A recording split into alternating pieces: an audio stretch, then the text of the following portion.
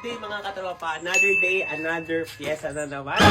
Pinili natin para din sa ating ginagawang project na Indo Concept sa ating New 40. Tapos, late ko na-realize na ito palang nabili ko ay hindi pang Indonesian concept. Yun lang. Doon tayo natapos. Na-realize ko, hindi nga pala siya pang Indo. Ang brand to, kaya napainitin natin. Buksan na natin. Mga katropa, kaya kasi ito binili ko. Kasi chrome siya.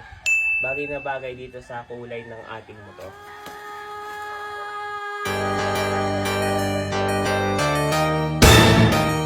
Saan? Guyabano. Diyan namin nanging guyabano. Nandiyan ka, tatay? Ilang ganun doon? Isa na po. Kuha na. May nanghihingi ng guyabano. Ito na mga katropa. So ito yung binili natin. Ito yung Boom X X2 na rear shock. Dapat Boom X X3 bibilhin ko kaso mas ano yung play down nito. Ito. Tapos may kasama siyang adjuster.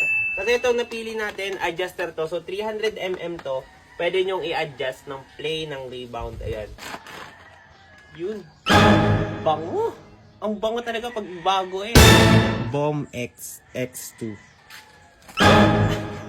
Pahirapan pa ako makakuha nito kasi sold out lagi ang garning kulay. Aring chrome nare, ang hirap hanapin. Ito yung kakabit natin. Hindi siya pang Indo, pero bagay siya sa Indo concept. Eh kasi naman mga katropa, itong nakakabit sa atin, 300 din siya pero mapayat.